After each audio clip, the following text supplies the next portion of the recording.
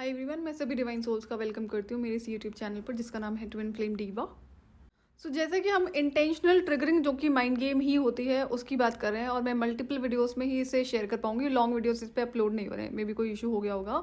तो जो एक पर्टिकुलर सिचुएशन, वैसे तो बहुत सारी कॉमन सिचुएशन आपको देखने को मिलती है कार्मिक ट्विन फ्लेम्स में। अगर मैं ये कहूँ कि हाँ चैनल पर अभी 500 या फिर 800 जो रियल डिवाइन फेमिनिन्स हैं, तो आपको ये एक पर्टिकुलर पैटर्न ज़रूर देखने को मिलेगा।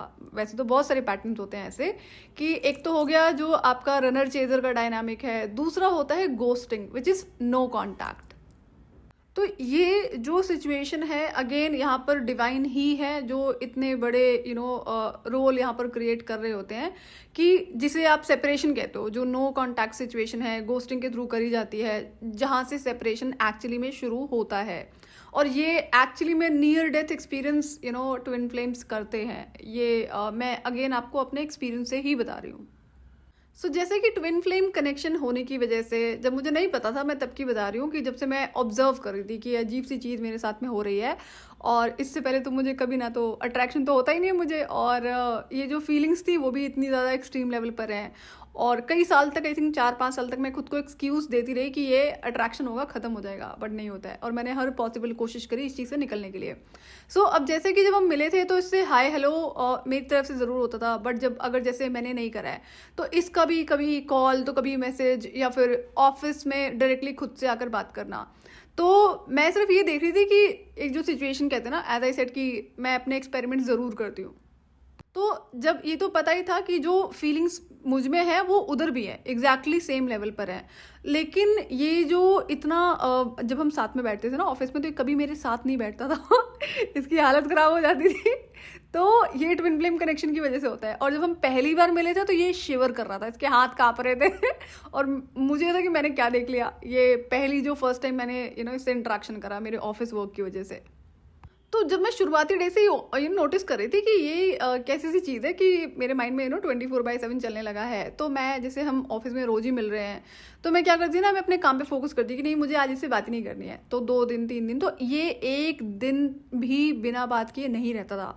तो जैसे ऑफिस में ना कई बार बहुत सारा काम होता था, पूरा डिपार्टमेंट शांति से काम कर रहा, सब बिजी है अपने काम में, कई बार बहुत सारा काम होता था, तो ये बीच में बोलेगा, मतलब कहते ना कि एकदम सन्नाटा छाया हुआ ऑफिस में, सब काम में बिजी है, ये अचानक से बोलेगा मेरे बारे में, मेरा नाम लेते हुए या कुछ और मुझसे कनेक्टेड।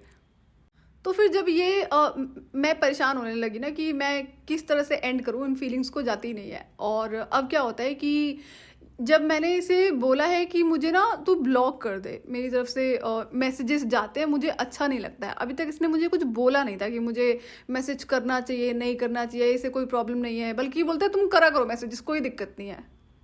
ये बात मैंने इसे तब बोली थी जब 4 साल का टाइम मैं लेती हूँ, और मैंने बोला कि ये मैंने बहुत कोशिश कर ली, मुझसे ये चीज़ें ख़त्म नहीं हो रही हैं, तो इट विल बी ग्रेट कि तुम मुझे ब्लॉक कर दो। तो अब ब्लॉक तो क्या था, ब्लॉक करने से पहले मैंने इसे एक क्लियर कम्युनिकेशन मांगा था। मुझे ये था ना कि अगर मुझे डिसीजन लेना है तो मैं ऐसा कोई ऑप्शन नहीं छोड़ूंगी कि ये फ्यूचर में आकर मुझसे बोले कि नहीं मैं भी इंटरेस्टेड था। मैंने कहा एक अपॉर्चुनिटी मैं इसे ज़रूर दूंगी बोलने की। तो 4 साल के बाद जब मैंने इसे बोला है कि ऐसी ऐसी बात है, ऐसे ऐसे फीलिंग्स है, एंड ये हो नहीं रहा ख़त्म अब, तो ये यहाँ पर पहले तो रिप्लाई नहीं करता है, इंटेंशनली रिप्लाई नहीं करता है। ओके कोई बात नहीं, अब इसको तो शुरू से पता था कि मुझ में फीलिंग्स है, उधर भी फीलिंग्स है, बट ये तो गेम खेल रहा था ना, इसे डर लगता था मुझसे और इसे पता था कि मुझे कंट्रोल नहीं करा जा सकता है। तो इसको ये था कि अगर इसने क्लियर रिप्लाई मना कर दिया कि ये इंटरेस्टेड नहीं है, तो ऑब्वियसली बात है मैं इससे एकदम से मूव ऑन ज़रूर कर जाऊंगी, और ये रियलिटी थी। और अगर मैं मूव ऑन नहीं भी कर पाती तो मैं इसे कभी दोबारा रीच आउट नहीं करती। ये शायद मैंने इसे खुद से बोला था या मैंने किसी कॉमन फ्रेंड से बोला था, उसने इसे बता दिया था। तो जब मैंने इसे कन्फेस करा है पहली बार, सिर्फ ये एक अपॉर्चुनिटी दी इसको मैंने कि तू बोलेगा तो मैं इस बारे में हो सकता है सोचूं, वो भी आई वाज श्योर कि मैं गलत इंसान को अपनी ज़िंदगी में कभी जगह नहीं दूंगी। लेकिन इसे क्लियरली बोलने का जो रीज़न था वो ये था कि कल को फ्यूचर में ये मुंह ना खोल सके कि मैं भी इंटरेस्टेड था, तुमने मुझे चांस नहीं दिया। तो ये ड्रामे की जगह नहीं होती मेरी लाइफ में, इसलिए मैंने क्लियर कम्युनिकेशन करा था। तो ये क्या करता है, ये रिप्लाई नहीं करता है। इसने मेरे मैंने इसको मैसेज किया था, एंड देन तो ये क्या करता है कि जब इसने रिप्लाई नहीं करा, 2.5 घंटे हो गए, रात का टाइम था, तो मैंने इसे बोला कि मुझे ना रिप्लाई तो चाहिए, वेदर येस और नो, और अगर तू मुझे नो कर देगा ना, मना कर देगा, तो मैं बहुत ज़्यादा खुश होंगी। तो एज आई सेड कि मुझे पता था कि ये माइंड गेम है और ये क्लियर कम्युनिकेशन नहीं करेगा, इसका प्लान क्या है वो मैं पता था, बहुत अच्छे से पता था, बट स्टिल मैं अपने एंड से क्लैरिटी रखती हूँ। तो ये क्या करता है, तो मैंने इसे बोला कि मैं सोऊंगी नहीं आज, मुझे ना रिप्लाई चाहिए। तो पता नहीं क्या बोला था मैंने, तो ये 2.5 घंटे के बाद में रिप्लाई करता है, सोच समझ के क्या बोला जाए, षड्यंत्र जिसको रचना बोलते हैं ना। तो ये कहता है यू नो व्हाट, तुम्हें पता ही नहीं प्यार क्या होता है, और क्या नाम है, ये ना सिर्फ अट्रैक्शन है, प्यार नहीं है। तो मैंने इसे ये बोला कि मुझे ना यस या नो में रिप्लाई चाहिए, तो ये वो नहीं करता है। तो इसने यहाँ पर ये अनदर लेवल की गेम खेली ताकि मुझे फिर से कंफ्यूज रख सके और स्टक रख सके, जो मैं रहने वाले में से नहीं थी। तो यहाँ पर ये क्लियर रिप्लाई नहीं करता है, यस और नो में रिप्लाई नहीं करता है, यहाँ पर इस अनदर लेवल की टैक्टिक खेल के आगे बनता है। एंड नाउ अब क्या होता है कि मैं फिर अपने काम में बिजी हो जाती हूँ, और ये 2014 की बात है। सो 2011 में मैं इससे मिली थी, एंड 20 आई थिंक 14 एंड में इसको ये बात मैंने कन्फेस करी कि इस तरह से फीलिंग्स और मुझे रिप्लाई चाहिए यस और नो में। ओके, जब ये रिप्लाई नहीं करता है और इस तरह से ये अनदर लेवल की टैक्टिक को खेलता है, 2015 में मेरी एक ऐसी जॉब में लगती है जहाँ पर मेरे पास काम इतना ज़्यादा होता है कि मैं वहाँ पर बिना वीक ऑफ के भी मैंने काम करा है मतलब ये पूरा 1 साल मैंने वीक ऑफ नहीं लिया है। तो मैं कभी कभी सोचती हूँ कि इतनी एनर्जी डिवाइन की ही दी हुई थी, भले मैं कितनी स्ट्रांग हूँ, लेकिन 1 साल बिना किसी वीक ऑफ के, वो भी मॉर्निंग में, एक तो मुझे कहीं जाकर मैं 4-5 बजे सोती थी, उसके बाद मुझे 7 बजे उठना होता था, एंड देन बैक टू अपना बनाया कुछ, घर की साफ सफाई ज़रूर करनी है, चाहे खाना आप बनाऊँ चाहे ना बनाऊँ।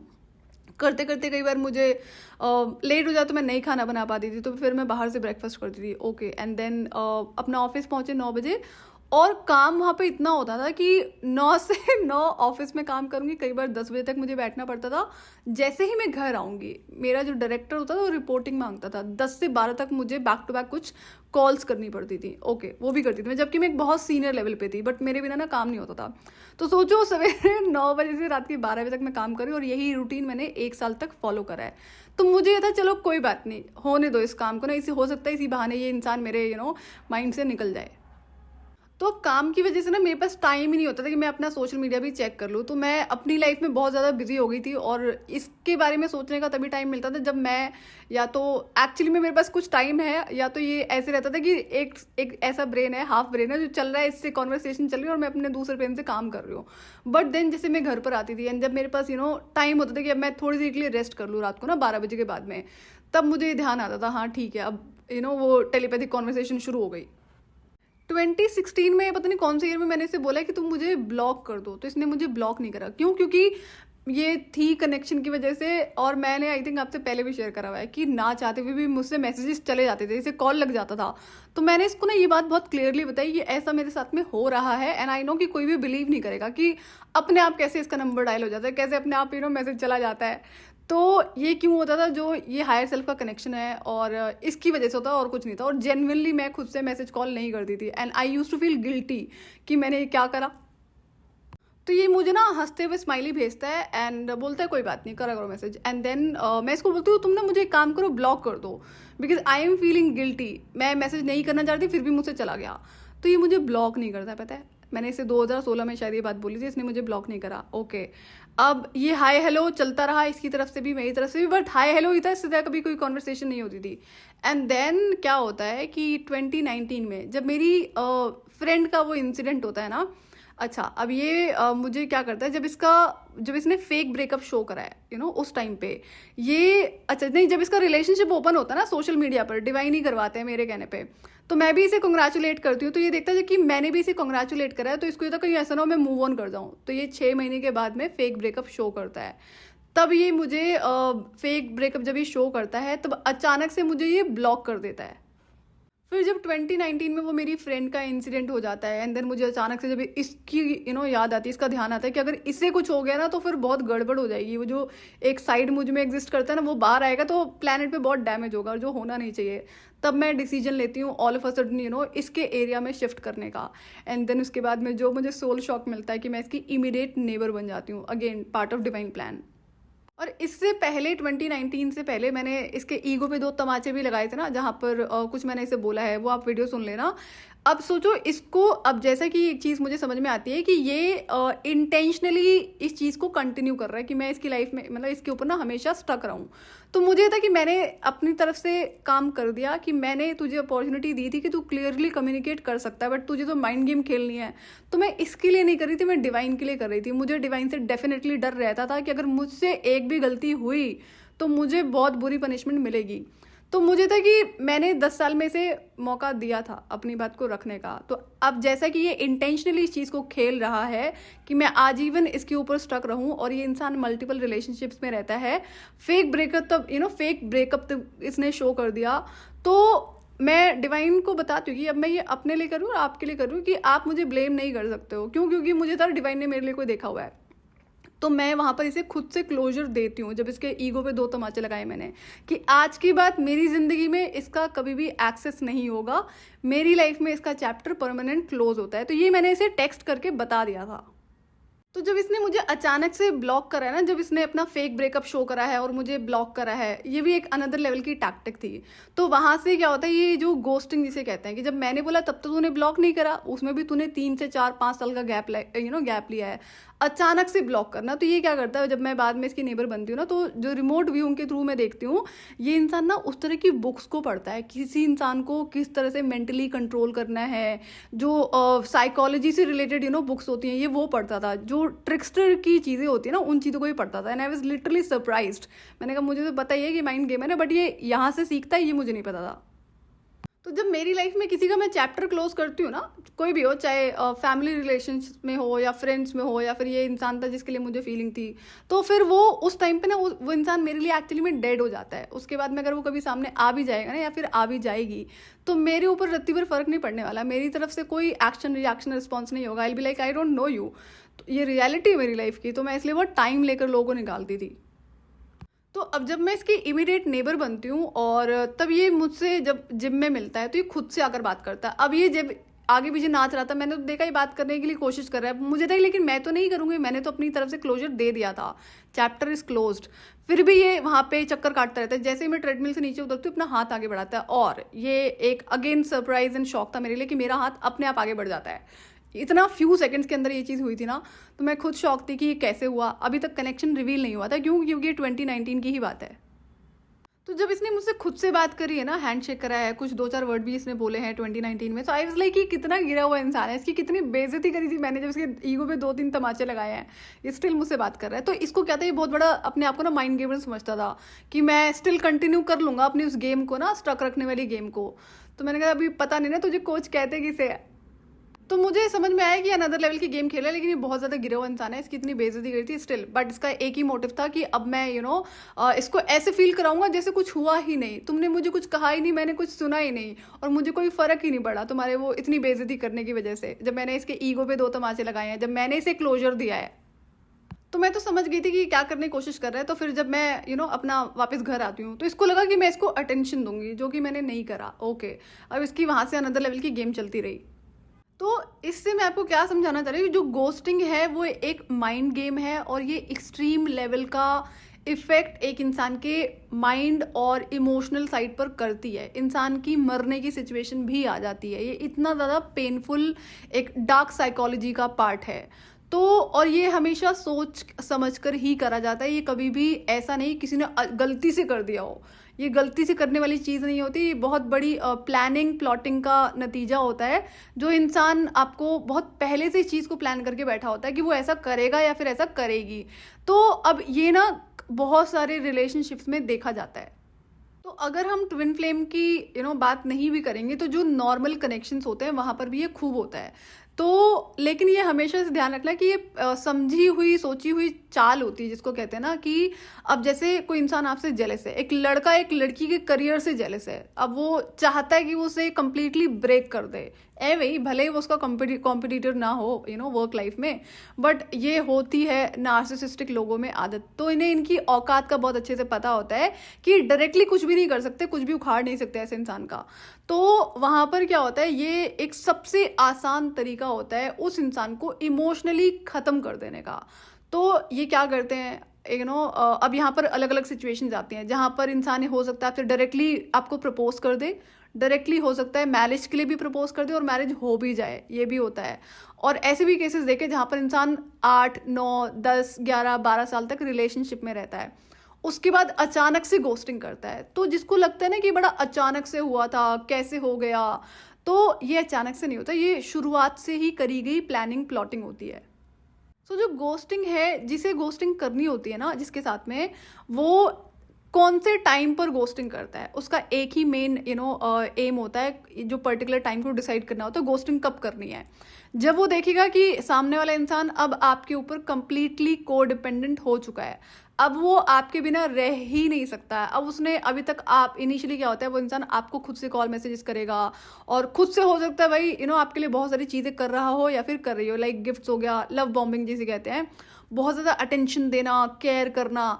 एंड देन जब आपकी तरफ से वो रिस्पॉन्स आना शुरू हो जाएगा और जब वो देखेगा अब आपकी तरफ से ये सारी चीज़ें शुरू हो रही हैं और इधर से कम हो गई हैं, तो वो क्या करेगा, धीरे धीरे पहले तो कम कर देगा अटेंशन देना, बात कम करना, और जो चीज़ें वो पहले कर रहा था लव बॉम्बिंग के लिए, अब वो भी कम हो जाएंगी। एंड देन अब क्या होगा, अब थोड़ा सा आप सोचोगे कि ये कम हो रहा है, अब आप चेजिंग मोड में आ जाओगे। अच्छा, अब अचानक से वो टाइम आएगा जहाँ पर आप कंप्लीटली को डिपेंडेंट हो चुके होते हो और तब जाकर ये इंसान गोस्टिंग करता है, जहाँ से नो कॉन्टैक्ट सिचुएशन शुरू होती है, जहाँ से सेपरेशन शुरू होता है। तो जिस इंसान के साथ में गोस्टिंग होती है ना, उसका गारंटीड है कि वो बंदा या बंदी डिप्रेशन में ज़रूर जाता है, एक्सट्रीम लेवल के डिप्रेशन से गो थ्रू करता है और बाकी सारी चीज़ें फिर उसकी लाइफ में ख़राब होना शुरू हो जाती है, हेल्थ इश्यूज होने शुरू हो जाएंगे, कई लोग तो सुसाइड कमिट कर लेते हैं इसी सिचुएशंस की वजह से। तो जिसने गोस्टिंग करी थी उसका प्लान यही था, वो चाहता ये था कि आप मर जाओ, लेकिन ये था कि आप धीरे धीरे मरोगे, वो ज़्यादा उसको चाहिए था। ये आपको हो सकता है बिलीव करने में दिक्कत हो, but then this is the reality. तो जिसके साथ गोस्टिंग होती है ना, वो जिस भी इमोशनल पेन से गो थ्रू करता है, एंजाइटी, डिप्रेशन और हेल्थ इश्यूज और बाकी सारे इश्यूज जो उसकी लाइफ में हो जाते हैं, साथ के साथ क्या होता है ना, वो क्वेश्चनिंग करने लगता है कि ऐसा क्यों हुआ, उस इंसान ने ऐसा क्यों करा। वो आजीवन जिंदगी भर यही सवाल के जवाब ढूंढता रहेगा कि इस इंसान ने ऐसा क्यों करा। वो तो शुरुआत में इतना अच्छा था, इतनी अच्छी थी, इतना ध्यान रखता था, इतना प्यार करता था, इतना कुछ मेरे लिए करता था। It goes with both the side, all the genders. जिसके साथ गोस्टिंग होती है ना, कल को अगर उसे कोई बताएगा भी ना कि ये चीज़ इंटेंशनली करी गई, तो वो बेचारी ना कभी इस चीज़ को एक्सेप्ट नहीं कर पाता है, बहुत टाइम लगता है उसे इस चीज़ को एक्सेप्ट करने में। बट आई होप कि आपको समझ में आएगा कि अभी तक आप फॉल्स होप से ऑपरेट कर रहे थे, 3D मैट्रिक्स से ऑपरेट कर रहे थे। फॉल्स होप का ही पार्ट है ये, जहाँ पर लोगों को पता है किस तरह से आपको इमोशनली कंट्रोल करना है एंड देन कौन से एक्सट्रीम लेवल पर खींच कर लेकर जाना है। तो आपको समझना होगा। ठीक है, आप नहीं समझते हो तो एटलीस्ट मैंने बताया, तो अब से मैं ये भी नहीं कहती आप बिलीव कर लो, मैं तो कह रही हूँ आप अपनी लाइफ की सिचुएशंस को ऑब्जर्व करो, आपको समझ में आएगा जो मैं बोल रही हूँ। तो अब जब इसने इस गोस्टिंग को करा था तो मुझ पर ज़्यादा फर्क क्यों नहीं पड़ता है, क्योंकि मुझे तो शुरू से पता था कि ये माइंड गेम्स खेल रहा है, किस किस तरह की माइंड गेम्स होती है मैं अवेयर रहती हूँ, ये डिवाइन गिफ्ट ही है जो पता रहता है।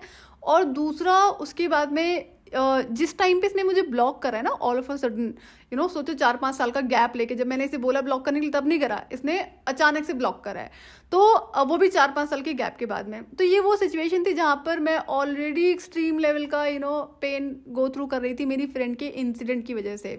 तो मुझे तो पता ही था, जब पता चलता है कि इसने इंटेंशनली ब्लॉक करा है, तो मुझे था कि नहीं, मुझे ज़्यादा फर्क नहीं पड़ेगा, बट मुझे खुद को संभालना था। मेरी सिचुएशन बहुत टफ थी और एक ही कंसर्न था कि प्लैनेट पर डैमेज नहीं होना चाहिए उस पावर की वजह से, जिस वजह से मैं इसके एरिया में शिफ्ट करने के लिए डिसाइड करती हूँ। ये इंसान कंसर्न नहीं था, मुझे था कि इसका भी सेफ और प्रोटेक्टेड रहना ज़रूरी है। तो मुझे था कि ये इंसान सेफ रहेगा, प्रोटेक्टेड रहेगा, तो मैं खुद को कुछ टाइम में ज़रूर संभाल लूँगी, उसके बाद देखेंगे क्या करना है। तो ये एक रीज़न था जिसकी वजह से मैं इसके एरिया में शिफ्ट करती हूँ एंड देन फिर मैं इसकी नेबर बन जाती हूँ। तो अगर ये गोस्टिंग मेरी फ्रेंड के सिचुएशन के होने से पहले हुई होती ना, तो भी मुझे कोई ज़्यादा फ़र्क नहीं पड़ता। तो अब यहाँ पर आपको अपनी सिचुएशन को देखना है, जिस हिसाब का असर गोस्टिंग का एक इंसान के ऊपर होता है। अगर आपने इस चीज़ से गो थ्रू करा है तो आपको वो चीज़ें याद होंगी।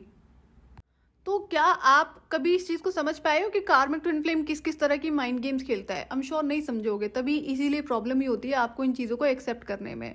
तो अब कार्मिक ट्विन फ्लेम के साथ में ही रनर चेजर का डायनामिक चलता है और इस तरह की टैक्टिक्स वहाँ पर यूज़ करी जाती हैं आपको लाइफ टाइम तक स्टक रखने के लिए। तो आपको इसमें बहुत ज़्यादा मेहनत करनी पड़ती है, आपको बहुत सारे हार्श डिसीजन लेने पड़ते हैं। भाई अगर याद आ भी रही है, मन कर भी रहा बात करने का, तो भी आप नहीं करोगे। और यहाँ पर ये भी सिचुएशन होती है, एज आई सेड अर्लियर, कि बिकॉज ऑफ दिस कनेक्शन ये इंसान, जब आप इससे डिस्टेंस मेंटेन करना शुरू करोगे तो ये सर से पैर तक जोर लगा देगा आपसे बात करने के लिए। वहाँ पर भी आपको बात नहीं करनी होती है।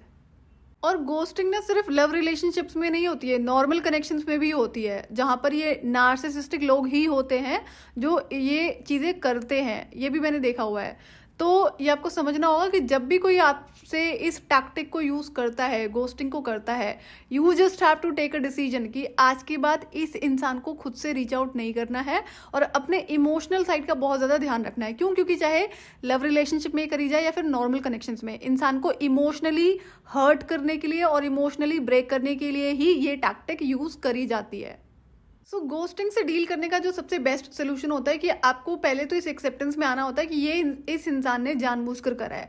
दूसरा, आपको ये बताना होता है खुद को कि ये हो सकता है कि अगर आपने अब इसमें ना ये इंसान को ये भी पता होता है कि अब आप इसे और ज़्यादा चेज करोगे, और ज़्यादा इसके बारे में इंफॉर्मेशन लेने की कोशिश करोगे। जो कॉमन लोग होंगे, ये भी टैक्टिक का ही पार्ट होता है, गोस्टिंग का पार्ट होता है। तो अनदर लेवल का चेजर बनाने के लिए भी ये टैक्टिक यूज़ करी जाती है, तो आपको ये नहीं करना होता है। तीसरा, ये आपको बताना होता है खुद को कि अगर ये इंसान खुद से कांटेक्ट करता भी है तो आपने एक्चुअली में इसे कोई रिस्पॉन्स नहीं करना है। अब यहाँ पे और भी गिरे हुए लोग होते हैं जो आपका ट्रस्ट फिर से जीतने के लिए, जिन्होंने गोस्टिंग करी है, वो आपके पैरों में नाक भी रगड़ लेंगे। मैं आपको बता रही हूँ, ये रियलिटी है ट्रिक्स्टर्स की। तो अगर आप किसी के झूठे आंसुओं पे बिलीव कर लेते हो, झूठे शब्दों पे बिलीव कर लेते हो, तो आप अपने ही पैर पे कुल्हाड़ी मार रहे हो। बट अगर आप ऐसा करते भी हो तो रेडी रहना कि what if this is again a tactic. अगर आपको बिलीव करने में दिक्कत हो रहा है तो जब कुछ टाइम के बाद में वो इंसान आपका इमोशनल ट्रस्ट जीत लेगा, फिर से यही सिचुएशन रिपीट होगी। तो जब आप ये डिसीजंस लेते हो तब जाकर आप इस गोस्टिंग को हैंडल कर पाते हो कि नहीं, अब इस इंसान से खुद से रीच आउट नहीं करना है, उन सवालों को जवाब नहीं ढूंढना है। क्यों? क्योंकि ये इंटेंशनली ही करा जाता है। अगर आपको स्टिल प्रॉब्लम है इस चीज़ को एक्सेप्ट करने में कि ये इस इंसान ने एक्टिंग करी है इतने साल तक, आपको झूठे प्यार में दिखाने की, और वर्बली जिसे कहते हैं, तो अगर हम कार्मिक ट्विन फ्लेम की बात कर रहे हैं तो फीलिंग्स तो वहाँ पर होती हैं, बट ये एक पर्सनैलिटी है जो फीलिंग्स को दबाएगा। क्यों? क्योंकि वो एक नार्सिसिस्टिक इंसान होता है, कंट्रोलिंग होता है, मैनिपुलेटिव होता है, चीटर होता है। तो इससे फीलिंग्स का क्या फर्क पड़ता है तो है, कोई दिक्कत नहीं है, बट ऐसा इंसान आपकी लाइफ में अलाउ नहीं करा जाना चाहिए। सो जब तक आप इस एक्सेप्टेंस में नहीं आ पाते हो कि ये इस इंसान ने इतने साल तक एक्टिंग करी है, झूठे प्यार का नाटक करा है, और आपका ट्रस्ट जीतने के लिए हो सकता है इसने लव बॉम्बिंग में बहुत बड़ी बड़ी चीज़ें करी हो, तो ये मैरिज में भी करा जाता है। क्यों? क्योंकि मैरिज बहुत बड़ा कंसर्न एंड बहुत इंपॉर्टेंट होती है फीमेल्स के लिए, तो वहाँ पर भी ये चीज़ें करी जाती हैं। तो उसका कितना असर पड़ेगा तो ये तो एक इंसान समझ सकता है जिसके साथ में ये चीज़ हुई होगी।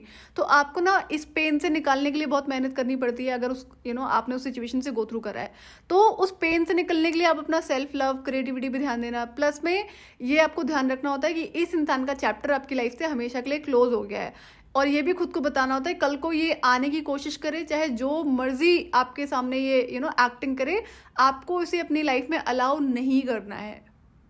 तो जब आप इस एक्सेप्टेंस में आते हो ना कि ये इस इंसान ने इंटेंशनली करा है, तो आप अपनी पावर को भी अपने हाथ में लेना शुरू हो जाते हो कि जो इस इमोशनल साइड का कंट्रोल आपने एक इंसान के हाथ में दिया हुआ था, जस्ट बिकॉज ऑफ फीलिंग और लव और रिलेशनशिप और कनेक्शन और मैरिज, उसको अब आप अपने हाथ में वापस ले रहे हो कि नहीं, इस चीज़ का कंट्रोल सिर्फ आपके हाथ में होना चाहिए, किसी और के हाथ में नहीं हो सकती ये चीज़ कि कोई आपको इस तरह से आपके इमोशनल साइड से खेल सकता है या फिर कंट्रोल कर सकता है। तो ये कंट्रोलिंग टैक्टिक है और इंसान एक्चुअली में आजीवन इन सवालों के जवाब ढूंढता है। ऐसे बहुत सारे लोग हैं जो सिर्फ यही सोचते रहते हैं कि उस इंसान ने ऐसा क्यों करा और वो ऐसे कैसे कर सकता है, फिर ऐसे कैसे कर सकती है। तो ये एक्सेप्टेंस में जब तक नहीं आओगे तब तक आप इस सिचुएशन से खुद को बाहर नहीं निकाल सकते हो, इस कार्मिक साइकिल को कभी भी एंड नहीं कर सकते हो। तो सबसे पहली है एक्सेप्टेंस। दूसरा, इस इंसान का एक्सेस लाइफ में कभी भी किसी भी रीजन से नहीं होने देना।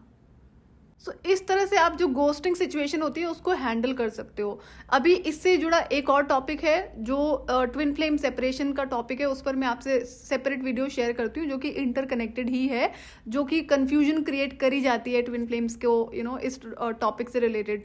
सो आपके लिए वो ज़्यादा हेल्पफुल रहेगा। तो यही तरीका होता है घोस्टिंग से डील करने का, और अपना सेल्फ लव तो आपको काम करता ही करता है। सो अगर आपको यहाँ तक चीज़ें समझ में आई हैं, तो अगर आपके साथ में ऐसा हुआ है तो आपको क्या करना है अब आपको बहुत अच्छे से पता है। सो आज के लिए इतना ही, मैं आपसे फिर मिलूंगी नेक्स्ट वीडियो में। टिल देन आप अपना ध्यान रखिए और डिवाइन से कनेक्टेड रहिए।